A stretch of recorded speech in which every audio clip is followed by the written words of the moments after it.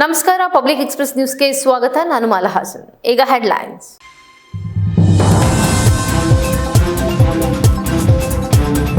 ಸ್ವಚ್ಛ ಭಾರತ ಅಭಿಯಾನದಡಿ ಶೌಚಾಲಯ ನಿರ್ಮಿಸಿ 6 ತಿಂಗಳು ಕಳೆದರೂ ಪಾವತಿಯಾಗದ ಅನುದಾನ, ಸ್ವಂತ ಹಣ ಹಾಗೂ ಸಾಲ ಪಡೆದು ಶೌಚಾಲಯ ನಿರ್ಮಿಸಿದ ಫಲಾನುಭವಿಗಳು. ಅರಸೀಕೆರೆಯ ಇಂದ್ರನಗರದ 24 ಬಡ ಫಲಾನುಭವಿಗಳಿಂದ ಜಿಲ್ಲಾಡಳಿತಕ್ಕೆ ಮನವಿ. ಬೇಡಿಕೆ ಈಡೇರದಿದ್ದರೆ ಪ್ರತಿಭಟನೆಯ ಎಚ್ಚರಿಕೆ.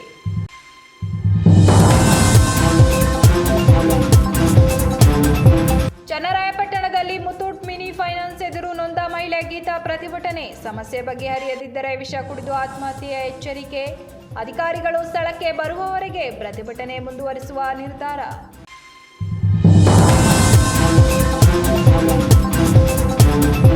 ಚಲಿಸುತ್ತಿದ್ದ ಆಟೋ ಮೇಲೆ ಕಾಡುಕೋಣ ದಾಳಿ. ಕಾಡುಕೋಣ ಗುದ್ದಿದ ರಭಸಕ್ಕೆ ತಂತಿ ಬೇಲಿ ದಾಟಿ ವಾಲಿದ ಆಟೋ, ಇಬ್ಬರಿಗೆ ಗಾಯ. ಹಾಸನ ಜಿಲ್ಲೆಯ ಬೇಲೂರು ತಾಲೂಕಿನ ಹರೇಹಳ್ಳಿ ಗ್ರಾಮದ ಬಳಿ ಘಟನೆ.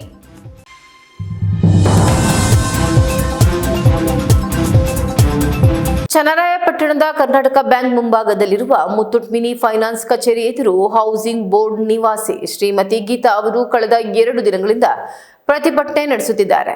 ಚನ್ನರಾಯಪಟ್ಟಣದ ಕರ್ನಾಟಕ ಬ್ಯಾಂಕ್ ಮುಂಭಾಗದಲ್ಲಿರುವ ಮುತ್ತೂಟ್ ಮಿನಿ ಫೈನಾನ್ಸ್ ಕಚೇರಿ ಎದುರು ಹೌಸಿಂಗ್ ಬೋರ್ಡ್ ನಿವಾಸಿ ಗೀತಾ ಅವರು ಕಳೆದ 2 ದಿನಗಳಿಂದ ಪ್ರತಿಭಟನೆ ನಡೆಸುತ್ತಿದ್ದಾರೆ.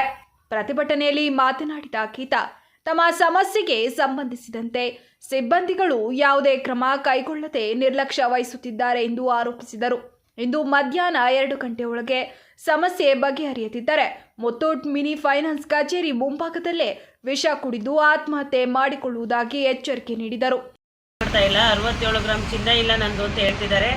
ಈಗ ಬಂದು ನನಗೆ ಬಗೆಹರಿಸ್ಕೊಡ್ಲಿಲ್ಲ ಅಂದರೆ ನಾನು ವಿಷ ಕುಡಿಬೇಕಾಯ್ತದೆ. ಯಾಕೆಂದರೆ 15 ದಿವಸದಿಂದ ನನ್ನ ಮನೆ ಕೂಡಿಲ್ಲ. ನಮ್ಮ ಮನೇಲಿ ತೀರಾ ನೊಂದಿದ್ದೀನಿ. ನನಗೆ ನ್ಯಾಯ ಕೊಡಿಸ್ಬೇಕು. ಸರ್ಕಾರದ ಕಡೆಯಿಂದ ನಾನು ಇಲ್ಲಿ ಬಂದಿದ್ದೀನಿ. 3 ದಿವಸದಿಂದ ಈ ಚಳುವಳಿ ಮಾಡಿದ್ರು. ಯಾರು ಬಂದು ನಮ್ಮನ್ನು ತಿರುಗಿ ನೋಡ್ತಾ ಇಲ್ಲ. ನಮಗೆ ಇವತ್ತು ನ್ಯಾಯ ಬೇಕೇ ಬೇಕು.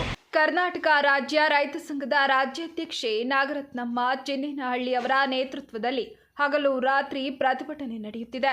ಈ ಸಂದರ್ಭದಲ್ಲಿ ಮಾತನಾಡಿದ ನಾಗರತ್ನಮ್ಮ, ಮುತ್ತೂಟ್ ಮಿನಿ ಫೈನಾನ್ಸ್ ಸಂಸ್ಥೆ ಸುಮಾರು 15 ಗ್ರಾಹಕರಿಗೆ ಮೋಸ ಮಾಡಿರುವ ದಾಖಲೆಗಳು ನಮ್ಮ ಬಳಿಯಿವೆ ಎಂದು ತಿಳಿಸಿದರು. ಬ್ಯಾಂಕ್ ಅಧಿಕಾರಿಗಳು ಸ್ಥಳಕ್ಕೆ ಆಗಮಿಸಿ ಸಮಸ್ಯೆ ಪರಿಹರಿಸುವವರೆಗೆ ಪ್ರತಿಭಟನೆ ಕೈಬಿಡುವುದಿಲ್ಲ ಎಂದರು. ಈ ಘಟನೆಯಿಂದ ಯಾವುದೇ ಅನಾಹುತ ಸಂಭವಿಸಿದರೆ ಮುತ್ತೂಟ್ ಮಿನಿ ಫೈನಾನ್ಸ್ ಹಾಗೂ ತಾಲೂಕು ಆಡಳಿತವೇ ಸಂಪೂರ್ಣ ಹೊಣೆಗಾರರು ಎಂದು ಅವರು ಎಚ್ಚರಿಕೆ ನೀಡಿದರು.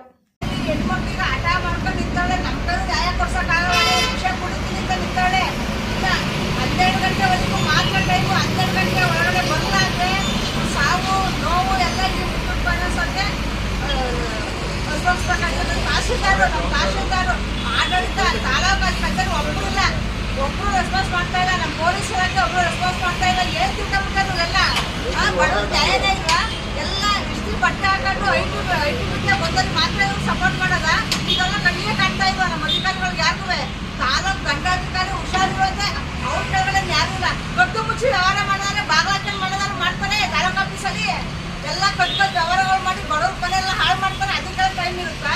ಇಂಥ ಹೆಣ್ಮಕ್ಳುಗಳು ಈಗ ಗಂಡನೂ ಇಲ್ಲ, ಗಂಡನೂ ಮನೆ ಬಿಟ್ಟು ಹೋಗವ್ರೆ.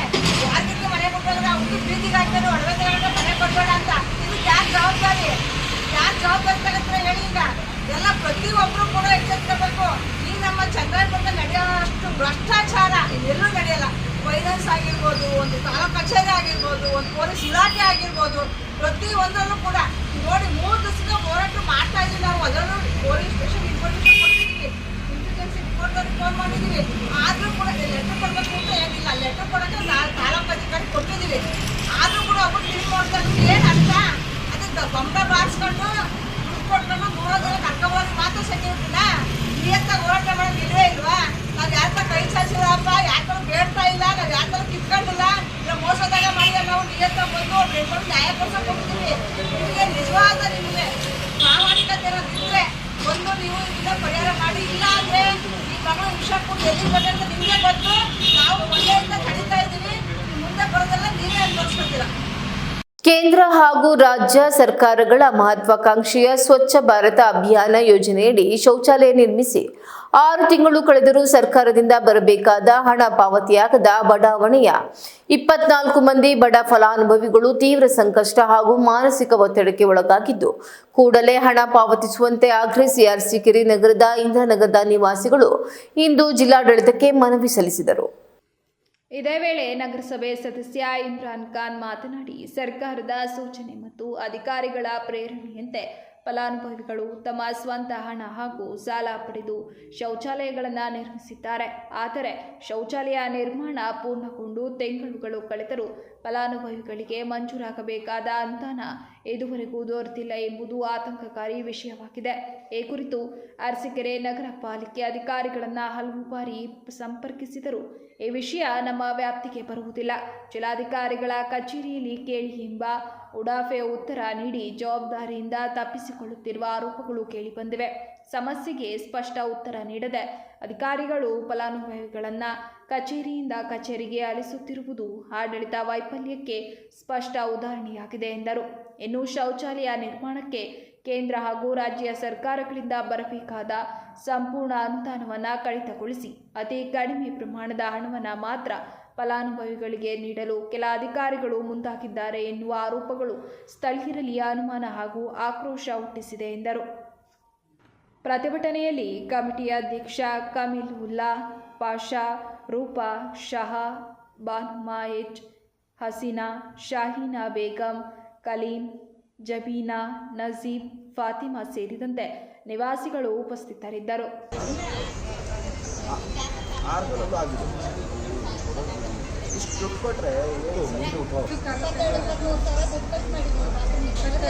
ಅದು 6 ಮಂತ್ ಆಗಿದೆ ಸರ್. ಸರ್ಕಾರದಿಂದ ಇನ್ನು ನಾವು ಅದಕ್ಕೆ ಜಿಲ್ಲಾಧಿಕಾರಿ ಮನವಿ ಕಡಿಮೆ ಕೊಟ್ಟಿದ್ದಾರೆ ಸರ್. ಅದು ಬಂದಿಲ್ಲ. ಅದು ಬಂದಿಲ್ಲ.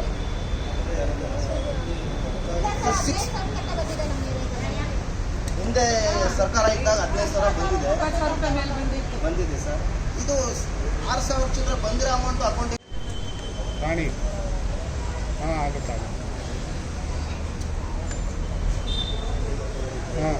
ಆಯ್ತು, ಅವರಿಗೆ ಕೊಡಿ.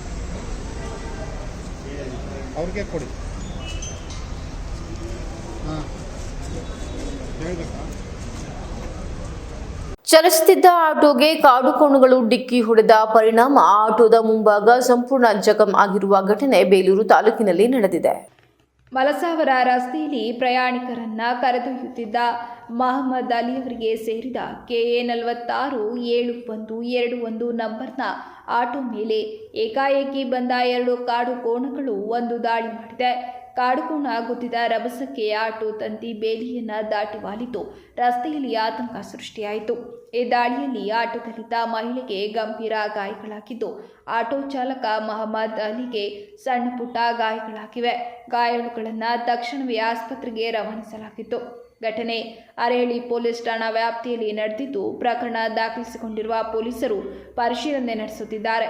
ಕಾಡುಕೋಣಗಳ ದಾಳಿ ಹೆಚ್ಚುತ್ತಿರುವ ಹಿನ್ನೆಲೆಯಲ್ಲಿ ಸ್ಥಳೀಯರು ಭಯಭೀತರಾಗಿದ್ದು, ಅರಣ್ಯ ಇಲಾಖೆ ಸೂಕ್ತ ಕ್ರಮ ಕೈಗೊಳ್ಳಬೇಕೆಂದು ಆಗ್ರಹಿಸಿದ್ದಾರೆ. ಯಾವ ರೀತಿಯಾಗಿದೆ ನೋಡಿ, ಯಾವ ರೀತಿ ದಾಳಿಯಾಗಿದೆ ನೋಡಿ. ಕಾಡುಕೋಣ ದಾಳಿ, ಅರೆಹಳ್ಳಿ ಮಲ್ಸಾವರ ರಸ್ತೆ ನೋಡಿ. ನಮ್ಮ ಅರಹಳ್ಳಿ ಬೇಲೂರು ತಾಲೂಕು ಮಲ್ಸಾವರ, ಇದು ಅರಹಳ್ಳಿ ಹೋಬಳಿ ಮಲ್ಸಾವರ ಗ್ರಾಮಕ್ಕೆ ಹೋಗುವಂಥ ಮಲ್ಸಾವರ ಹೋಗುವಂಥ ರಸ್ತೆ.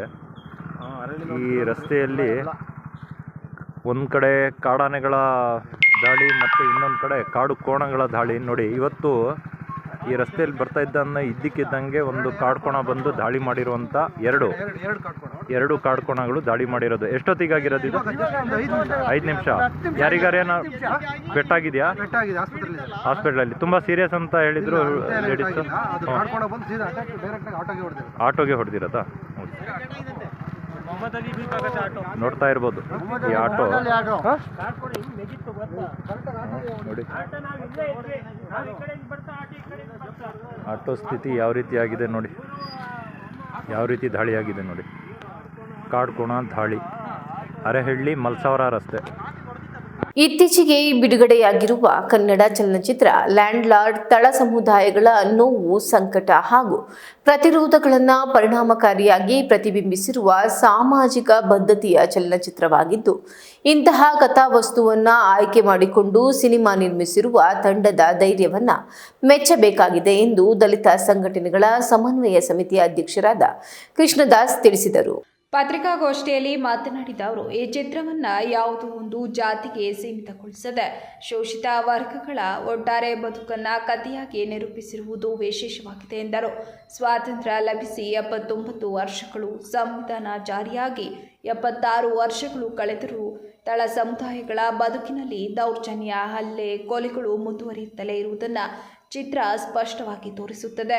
ಹುಬ್ಬಳ್ಳಿಯ ಎನಾಂ ವೀರಾಪುರ ಗ್ರಾಮದಲ್ಲಿ ನಡೆದ ಮರ್ಯಾದೆ ಹತ್ಯೆ ಘಟನೆ ಜಾತಿಯ ಕ್ರೌರ್ಯಕ್ಕೆ ನಿದರ್ಶನವಾಗಿದೆ ಎಂದರು.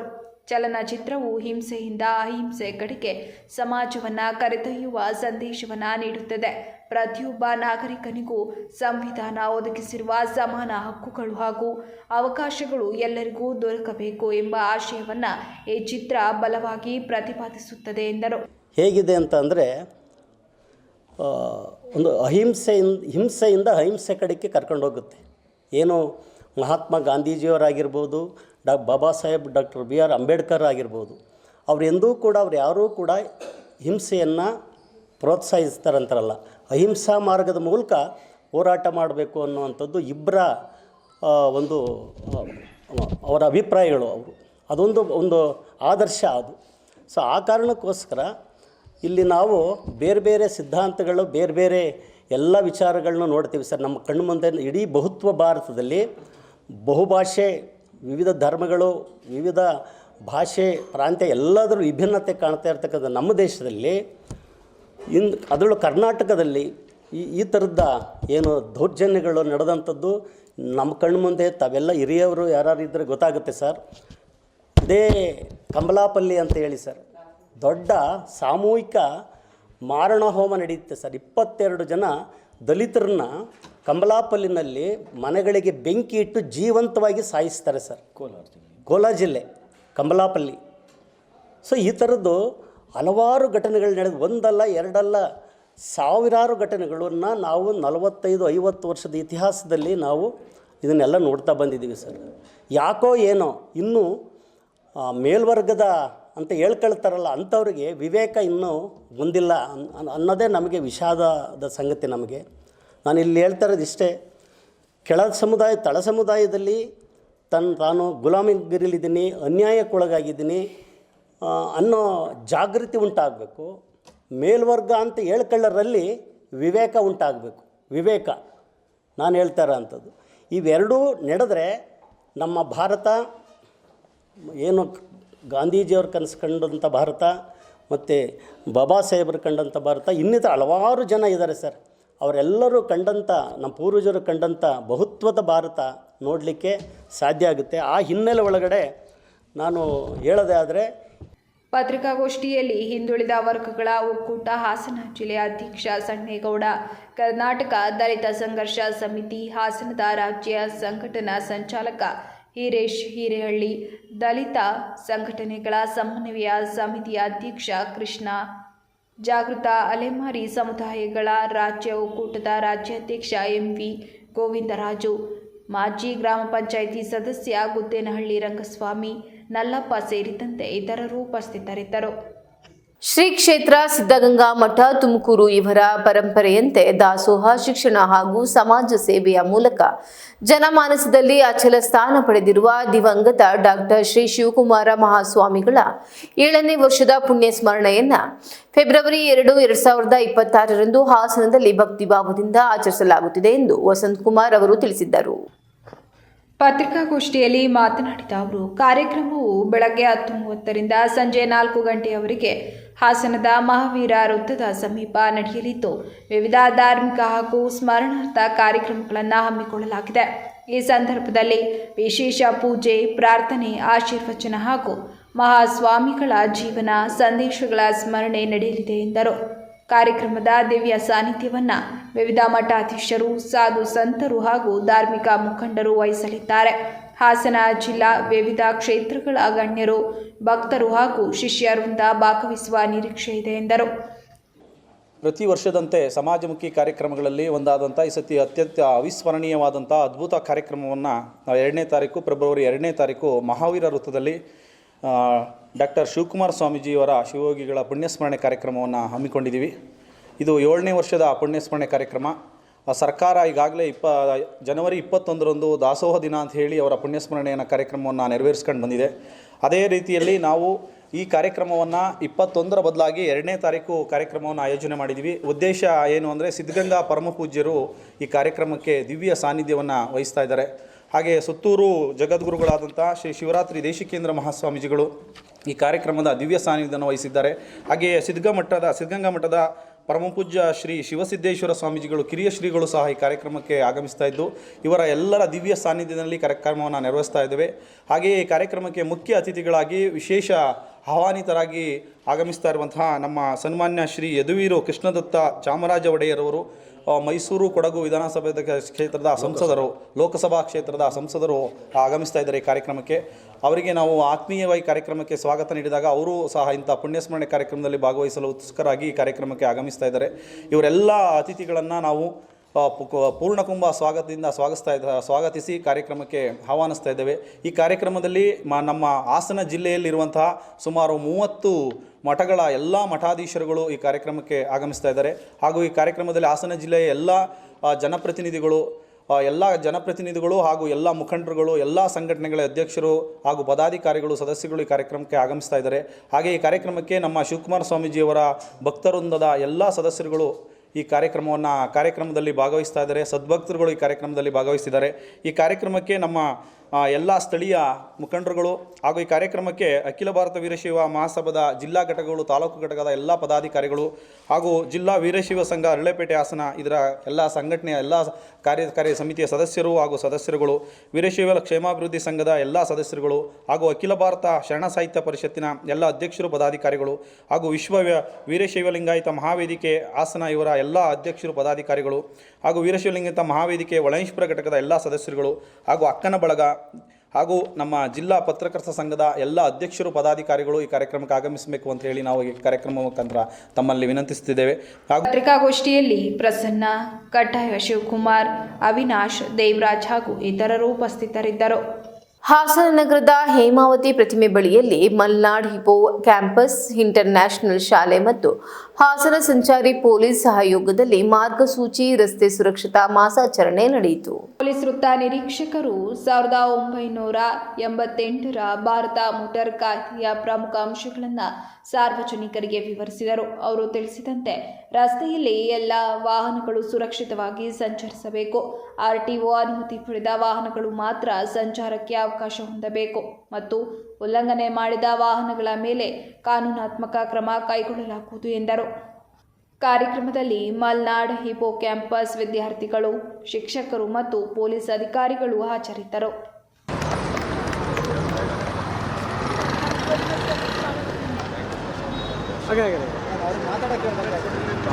ನಮ್ಮ ಭಾರತ ಮೋಟಾರ್ ವಾಹನ ಕಾಯ್ದೆ ಅಂತ ಒಂದು ಕಾಯ್ದೆ ಇದೆ.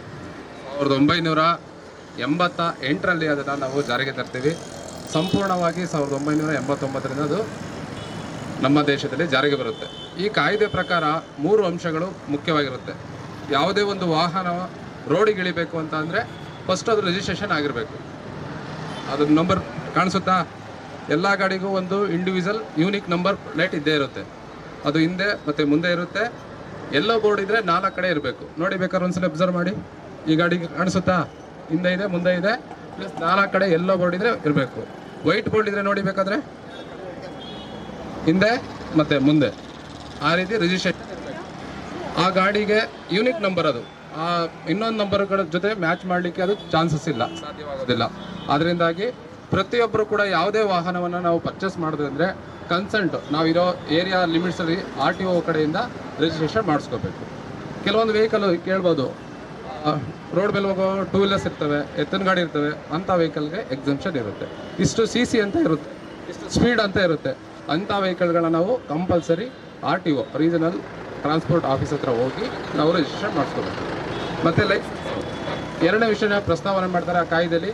ಕಂಪಲ್ಸರಿ ನಾವು ವಾಹನವನ್ನು ಚಾಲನೆ ಮಾಡಬೇಕು ಅಂತ ಸಂದರ್ಭದಲ್ಲಿ ಲೈಸೆನ್ಸನ್ನು ಹೊಂದಿರಲೇಬೇಕು ಅಂತ. ಲೈಸೆನ್ಸಲ್ಲಿ ನೋಡಿ, ಇಲ್ಲಿ ಹೋಗ್ತಿದ್ಯಾ, 3 ವೀಲರ್ ಹೋಗ್ತಿದೆಯಲ್ವಾ, 3 ವೀಲರ್ಗೆ ಬೇರೆ ಥರ ಲೈಸೆನ್ಸ್ ಇರುತ್ತೆ. 2 ವೀಲರ್ ಹೋದರೆ 2 ವೀಲರ್ಗೆ ಬೇರೆ ಥರ ಲೈಸೆನ್ಸ್ ಇರುತ್ತೆ. ಹೆವಿ ಗಾಡಿ ಹೋದರೆ ಹೆವಿ ಗಾಡಿಗೆ ಬೇರೆ ಥರ ಲೈಸೆನ್ಸ್ ಇರುತ್ತೆ. JCB ಆಪ್ರೇಟ್ ಮಾಡಬೇಕು ಅಂದರೆ JCB ಆಪ್ರೇಟ್ ಮಾಡೋಕ್ಕೆ ಬೇರೆ ಥರ ಲೈಸೆನ್ಸ್ ಇರುತ್ತೆ. ಆದರೆ ವಿವಿಧ ಥರ ಲೈಸೆನ್ಸ್ಗಳಿರುತ್ತೆ. ಕಂಪಲ್ಸರಿ ನಾವು ಯಾವ ವಾಹನ ಚಾಲನೆ ಮಾಡ್ತಾ ಇದ್ದೀವಿ ಅಂಥ ವಾಹನದ ಲೈಸೆನ್ಸನ್ನು ಹೋಲ್ಡ್ ಮಾಡಿ ನಾವು ಇಟ್ಕೋಬೇಕಾದ್ದು ನಮ್ಮ ಜವಾಬ್ದಾರಿ. ಅಕಸ್ಮಾತ್ ಅವರು ಅದನ್ನು ಇಟ್ಕೊಳ್ತಾರೆ ಚಾಲನೆ ಮಾಡಿದ್ರೆ ಫೈನ್ ಬೀಳುತ್ತೆ. ಪ್ಲಸ್ ಇನ್ಸೂರೆನ್ಸ್ ಅಂತ ಇರುತ್ತೆ, ಆ ಇನ್ಸೂರೆನ್ಸು ಕ್ಲೈಮ್ ಆಗಲ್ಲ.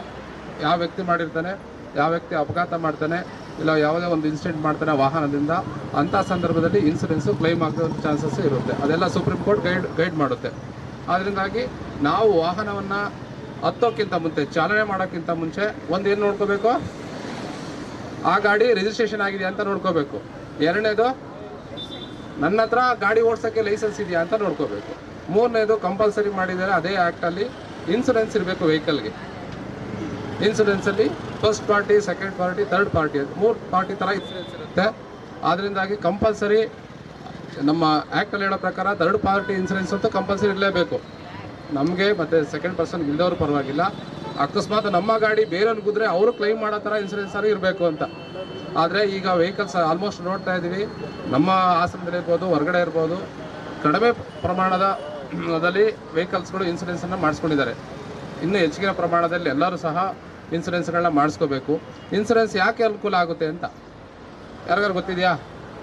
ಇನ್ಸೂರೆನ್ಸ್ ಮೇನ್ ಉದ್ದೇಶವಾಗಿ ಯಾವುದೇ ಉದ್ದೇಶ ಇರಲ್ಲ. ಆಕ್ಸಿಡೆಂಟ್ ಮಾಡಬೇಕು ಅಂತ ಹೇಳಿ ನಮ್ಮ ಪಾಡಿಗೆ ನಾವು ಹೋಗ್ತಾ ಇರ್ತೀವಿ, ಅವ್ರ ಪಾಡಿಗೆ ಅವ್ರು ಹೋಗ್ತಾ ಇರ್ತಾರೆ. ಅವರವರ ಬ್ಯುಸಿಲಿ, ಅವರವರ ಟೆನ್ಷನ್ನಲ್ಲಿ, ಅವರವರ ಒಂದು ಏನು ಕೆಲಸದ ಒತ್ತಡದಲ್ಲಿ ಹೋಗ್ತಾ ಇರ್ತಾರೆ.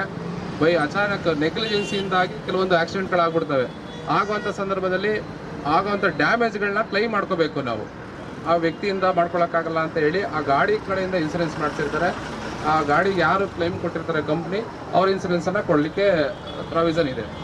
ಬೇಲೂರು ತಾಲೂಕಿನ ಗೆಂಡೆಹಳ್ಳಿ ಹೋಬಳಿಯ ಶನಿವಾರಪೇಟೆ ಗ್ರಾಮದಲ್ಲಿರುವ ಪುರಾತನ ಶ್ರೀ ರುದ್ರೇಶ್ವರ ಸ್ವಾಮಿ ದೇವಸ್ಥಾನದಲ್ಲಿ ಶ್ರೀ ರುದ್ರೇಶ್ವರ ಸ್ವಾಮಿಯವರ ನೂತನ ವಿಗ್ರಹ ಪುನರ್ ಪ್ರತಿಷ್ಠಾಪನೆ ಹಾಗೂ ಗೋಪುರ ಶಿಖರ ಕಳಶಾರೋಹಣ ಪ್ರತಿಷ್ಠಾಪನಾ ಕಾರ್ಯಕ್ರಮವು ಶ್ರದ್ಧಾ ಭಕ್ತಿಯಿಂದ ನೆರವೇರಿತು.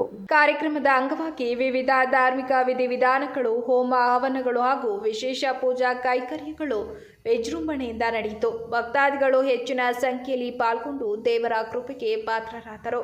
ಕಾರ್ಯಕ್ರಮವನ್ನು ಉದ್ಘಾಟಿಸಿ ಆಶೀರ್ವಚನ ನೀಡಿದ ಯಸಳೂರಿನ ತೆಂಕಲಗೂಡು ಬ್ರಹ್ಮಮಠದ ಶ್ರೀ ಶ್ರೀ ಶ್ರೀ ಚನ್ನಸಿದ್ದೇಶ್ವರ ಶಿವಾಚಾರ್ಯ ಮಹಾಸ್ವಾಮೀಜಿಗಳು, ಈ ದೇಹವು ಆತ್ಮೋನ್ನತಿಗಾಗಿ ನಮಗೆ ದೊರೆತ ಮಹತ್ತರ ಅವಕಾಶ. ಆತ್ಮವನ್ನು ಪರಮಾತ್ಮನಲ್ಲಿ ವಿಲೀನಗೊಳಿಸುವ ಸಾಧನವೇ ಮಾನವ ದೇಹ. ಇದನ್ನು ಸದ್ಬಳಕೆ ಮಾಡಿಕೊಳ್ಳಬೇಕು. ದೇವರು ನಮಗೆ ಅಮೂಲ್ಯವಾದ ದೇಹವನ್ನು ಕೊಟ್ಟಿದ್ದಾನೆ.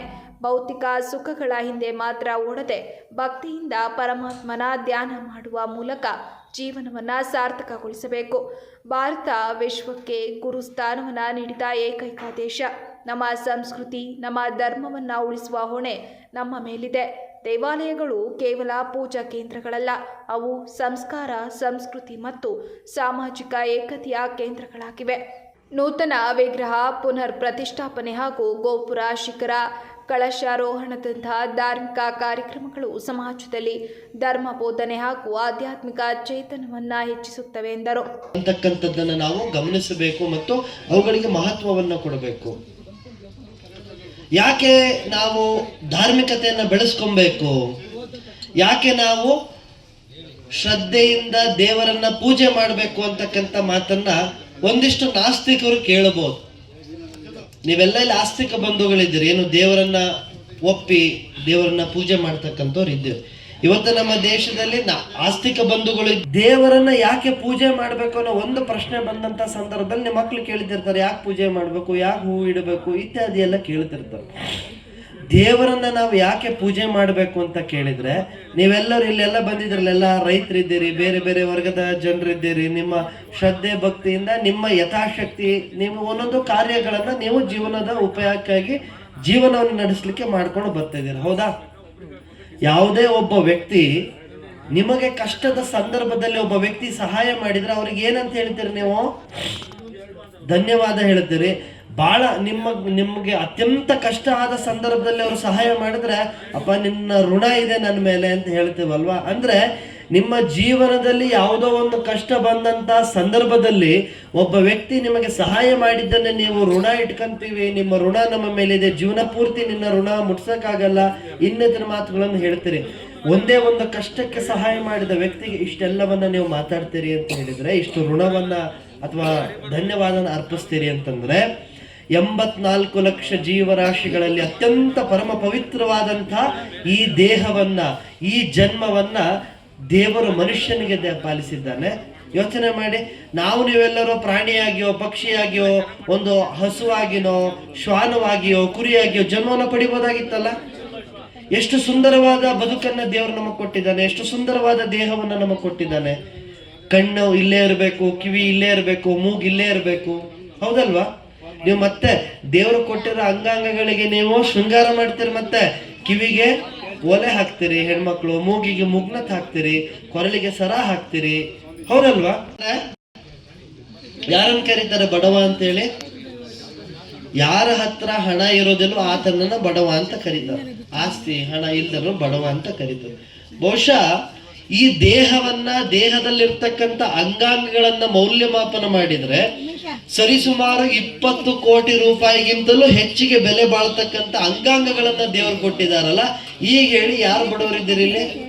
ಗಿಂತ ಹೆಚ್ಚಿಗೆ ಮೌಲ್ಯ ಇರತಕ್ಕಂಥ ದೇಹವನ್ನ ಪರಮಾತ್ಮ ಕೊಟ್ಟಿದ್ದನಲ್ಲ, ಆತನಿಗೆ ಒಂದು ಕೃತಜ್ಞತೆ ಸಲ್ಲಿಸಲಿಕ್ಕೆ ಎಷ್ಟು ಸಮಯವನ್ನು ಮೀಸಲಿಡ್ತಾ ಇದೀವಿ ನಾವು ಇವತ್ತು. ಪತ್ರಕರ್ತರ ಸಂಘದ ಅಧ್ಯಕ್ಷ ಬಿಬಿ ಶಿವರಾಜ್ ಮಾತನಾಡಿ, ಭಕ್ತರಾಗುವುದು ಸುಲಭವಾದರೂ ಧಾರ್ಮಿಕವಾಗಿ ಬದುಕುವುದು ಕಷ್ಟ.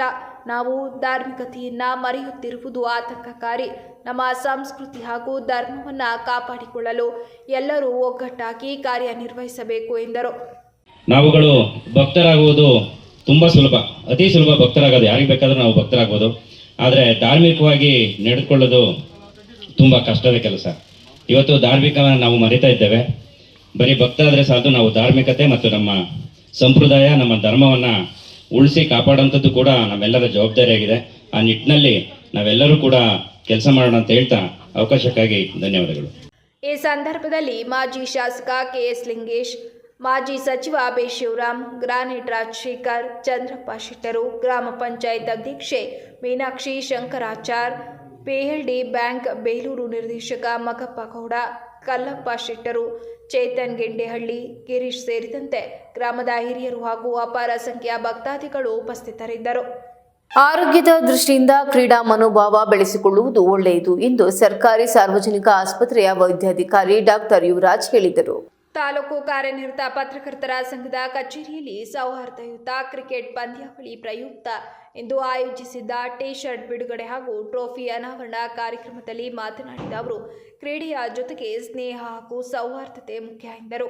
ಕ್ರೀಡೆ ಎಂಬುದು ಮನರಂಜನೆಯಾಗಿರಬೇಕು ಅಷ್ಟೇ. ಗೆಲುವು ಹಾಗೂ ಸೋಲನ್ನು ಸಮಾನವಾಗಿ ಸ್ವೀಕರಿಸುವ ಮನೋಭಾವ ಬೆಳೆಸಿಕೊಳ್ಳಬೇಕು. ಸೋತ ತಕ್ಷಣ ಆತ್ಮಸ್ಥೈರ್ಯ ಕಳೆದುಕೊಳ್ಳಬಾರದು. ಗೆಲುವು ಒಂದು ಗುರಿಯಾಗಬೇಕು ಹೊರತು ಗೆಲುವೇ ಉದ್ದೇಶವಾಗಬಾರದು. ಸೋಲಿನ ನಂತರ ಗೆಲುವು ಇದ್ದೇ ಇರುತ್ತದೆ ಎಂದರು. ಏನು ಇದೇ ಭಾನುವಾರ ನಡೆಯಲಿರ್ತಕ್ಕಂಥ ಸೌಹಾರ್ದಯುತ ಕ್ರಿಕೆಟ್ನ ಒಂದು ಟ್ರೋಫಿ ಮತ್ತು ಜೆರ್ಸಿಯ ಒಂದು ಉದ್ಘಾಟನಾ ಕಾರ್ಯಕ್ರಮದಲ್ಲಿ ಭಾಗವಹಿಸುತ್ತಿರುವ ತಾಲೂಕು ಕ್ಷೇತ್ರ ಶಿಕ್ಷಣಾಧಿಕಾರಿಗಳಾದಂಥ ಶ್ರೀಮತಿ ದೀಪಾ ಮೇಡಮ್ ಅವರೇ ಮತ್ತು ವಿವಿಧ ಇಲಾಖೆಯ ಮುಖ್ಯಸ್ಥರುಗಳೇ ವೇದಿಕೆ ಮೇಲೆ ಇರತಕ್ಕಂಥ, ಅದು ಮನುಷ್ಯನ ಒಂದು ಅವಿಭಾಜ್ಯ ಅಂಗ. It's A part and parcel of life. ಕ್ರೀಡೆ ಕೂಡ ಬಹುಶಃ ಕ್ರೀಡೆ ಇಲ್ಲದೆ ಇದ್ರೆ ಮನುಷ್ಯ ತನ್ನ ಬದುಕನ್ನು ಕಟ್ಕೊಳ್ಳಿಕ್ಕೆ ಅಥವಾ ಅವನ್ನ ಸದೃಢವಾದ ಒಂದು ಆರೋಗ್ಯವನ್ನ, ಸೌಂಡ್ ಮೈಂಡ್ ಸೌಂಡ್ ಬಾಡಿ ಅಂತ ಏನು ಹೇಳ್ತೀವಿ, ಅದನ್ನ ನಿರ್ವಹಣೆ ಮಾಡದಂಥ ಸಂದರ್ಭದಲ್ಲಿ ಇವೆಲ್ಲರೂ ಕೂಡ ಕ್ರೀಡೆನೂ ಕೂಡ ಒಂದು ಮನುಷ್ಯನ ಒಂದು ಜೀವನದ ಅವಿಭಾಜ್ಯ ಅಂಗ ಅಂತ ಹೇಳಲಿಕ್ಕೆ ನಾನಾದರೂ ಕೂಡ ಇಚ್ಛೆಪಡ್ತೇನೆ. ಯಾಕೆಂದರೆ ಮನುಷ್ಯ ಎಲ್ಲ ತನ್ನ ಒತ್ತಡದ ನಡುವೆ ಒಂದು ವಿವಿಧ ಇಲಾಖೆಗಳು, ಈಗ ಇವರಿಗೆ ಆದಂಥ ತಂದೆ ಆದಂಥ ಒತ್ತಡ ಇರುತ್ತೆ, ಮೇಡಮ್ಗೆ ನಮ್ಮದೇ ಆದಂಥ ನಮ್ಗೆ ಒತ್ತಡ ಇರುತ್ತೆ, ಇನ್ನು ತಾಲೂಕು ಕಚೇರಿ, ಕೋರ್ಟು, ಇನ್ನು ವಿವಿಧ ಇಲಾಖೆಗಳು ಏನಿದೆ ಯಾವುದೇ ಆದಂಥ ಒತ್ತಡಗಳಿರುತ್ತೆ. ಸೊ ಆ ಒತ್ತಡಗಳನ್ನೆಲ್ಲ ಒಂದು ಕಡೆ ಇಟ್ಟು ಬಹುಶಃ ಒಂದು ಸಂಡೇನಾದರೂ ಕೂಡ ತಮ್ಮ ಆರೋಗ್ಯವನ್ನು ಗಮನದಲ್ಲಿ ಇಟ್ಕೊಂಡು, ತಮ್ಮ ವೈಯಕ್ತಿಕ ಆರೋಗ್ಯವನ್ನು ಗಮನದಲ್ಲಿ ಇಟ್ಕೊಂಡು, ಸೊ ಎಲ್ಲರೂ ಕೂಡ ನಮಗೆ ಸೋಲು ಗೆಲುವು ಅದು ಅನಂತರ. ಸೊ ಸೊ ಅದಕ್ಕೆ ನಾವು ಎಲ್ಲರೂ ಹೇಳೋದು, ಯಾವುದೇ ಒಂದು ನಮ್ಮ ಜೀವನದಲ್ಲಿ ಆಗುವಂಥ ಒಂದು ಸಾಫಲ್ಯತೆ ಅಥವಾ ವೈಫಲ್ಯತೆಗಳನ್ನ ಕ್ರೀಡಾ ಮನೋಭಾವದಿಂದ ನಾವು ಸ್ವೀಕರಿಸಬೇಕು, ಸ್ಪೋರ್ಟ್ಸ್ಮನ್ಶಿಪ್ ಇರಬೇಕು ಅಂತ. ಕ್ಷೇತ್ರ ಶಿಕ್ಷಣಾಧಿಕಾರಿ ಎಚ್.ಎನ್. ದೀಪಾ ಮಾತನಾಡಿ, ಕ್ರೀಡಾಪಟುಗಳಲ್ಲಿ ಶ್ರದ್ಧೆ, ಶಿಸ್ತು ಹಾಗೂ ಕಠಿಣ ಪರಿಶ್ರಮ ಅಗತ್ಯವಿದೆ. ನಿರಂತರ ಅಭ್ಯಾಸದಿಂದ ಯಾವುದೇ ಕ್ರೀಡೆಯಲ್ಲಿ ಭಾಗವಹಿಸಿದರೆ ಸಾಧನೆಯ ಗುರಿ ಸುಲಭವಾಗಲಿದೆ ಎಂದರು. ಅದರ ಮುಂದುವರಿದ ಭಾಗವಾಗಿ ನಮ್ಮ ರಂಗನಾಥ್ ಅವರು ಅವತ್ತು ಏನೇನು ಕಂಡೀಷನ್ ಇರುತ್ತೆ ಅನ್ನೋದನ್ನ ಹೇಳ್ತಾರೆ. ದಯಮಾಡಿ ಅವತ್ತಿನ ಬೆಳಿಗ್ಗೆ 7:15 ನಾವು ಮ್ಯಾಚ್ ಸ್ಟಾರ್ಟ್ ಮಾಡಿದ್ರೆ, ಯಾಕಂತಂದ್ರೆ ಬೇಗ ಕತ್ತೆ ಆಗುತ್ತೆ. ದಯಮಾಡಿ ಒಂದು ಮ್ಯಾಚ್ ಮುಗಿದ ಮೇಲೆ ಒಂದು ಉದ್ಘಾಟನಾ ಕಾರ್ಯಕ್ರಮ ಬೇಗ ಮುಗಿಸೋ. ವಿವಿಧ ಇಲಾಖೆಯ ಅಧಿಕಾರಿಗಳು ಟಿ ಶರ್ಟ್ ಬಿಡುಗಡೆಗೊಳಿಸಿ ಟ್ರೋಫಿ ಅನಾವರಣ ಮಾಡಿದರು. ಈ ವೇಳೆ ತಾಲೂಕು ಅಧ್ಯಕ್ಷ ದಯಾನಂದ್ ಶೆಟ್ಟಿಹಳ್ಳಿ, ಪ್ರಧಾನ ಕಾರ್ಯದರ್ಶಿ ಆರ್ ಶ್ರೀನಿವಾಸ್ ಉಳ್ಳಾವಳ್ಳಿ, ಉಪಾಧ್ಯಕ್ಷರಾದ ಕೆಪಿ ಪುಟ್ಟರಾಜು, ನಂದನ್, ಕಾರ್ಯದರ್ಶಿಗಳಾದ ಜಯಕುಮಾರ್, ನಾಗೇಂದ್ರ, ಖಜಾಂಚಿ ಎಂಎಲ್ ನಾಗೇಶ್, ನಿಕಟಪೂರ್ವ ಅಧ್ಯಕ್ಷ ಸಿದ್ದರಾಜು, ನಿರ್ದೇಶಕರಾದ ಎಂ ನಟೇಶ್, ಪಾಂಡುರಂಗ, ಸದಸ್ಯರಾದ ಚಂದ್ರು, ಮಂಜುನಾಥ್ ಹಂಚಿಹಳ್ಳಿ, ಐಕೆ ಮಂಜುನಾಥ್, ಪ್ರದೀಪ್, ಗೋವಿಂದರಾಜ್, ಎಲ್ಲ ಇಲಾಖೆಗಳ ಅಧಿಕಾರಿಗಳು ಹಾಗೂ ಇತರರು ಹಾಜರಿದ್ದರು. ಈಗ ಮತ್ತೊಮ್ಮೆ ಹೆಡ್ಲೈನ್ಸ್.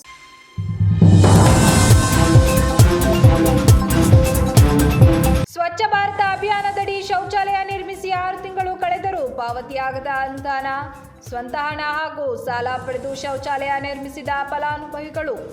ಅರಸೀಕೆರೆಯ ಇಂದ್ರನಗರದ 24 ಬಡ ಫಲಾನುಭವಿಗಳಿಂದ ಜಿಲ್ಲಾಡಳಿತಕ್ಕೆ ಮನವಿ, ಬೇಡಿಕೆ ಈಡೇರದಿದ್ದರೆ ಪ್ರತಿಭಟನೆಯ ಎಚ್ಚರಿಕೆ.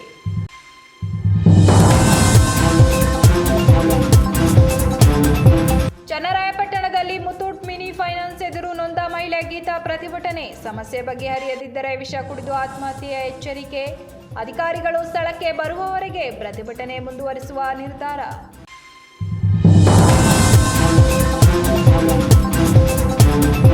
ಚಲಿಸುತ್ತಿದ್ದ ಆಟೋ ಮೇಲೆ ಕಾಡುಕೋಣ ದಾಳಿ, ಕಾಡುಕೋಣ ಗುದ್ದಿದ ರಭಸಕ್ಕೆ ತಂತಿ ಬೇಲಿ ದಾಟಿ ವಾಲಿದ ಆಟೋ, ಇಬ್ಬರಿಗೆ ಗಾಯ. ಹಾಸನ ಜಿಲ್ಲೆಯ ಬೇಲೂರು ತಾಲೂಕಿನ ಹರಹಳ್ಳಿ ಗ್ರಾಮದ ಬಳಿ ಘಟನೆ.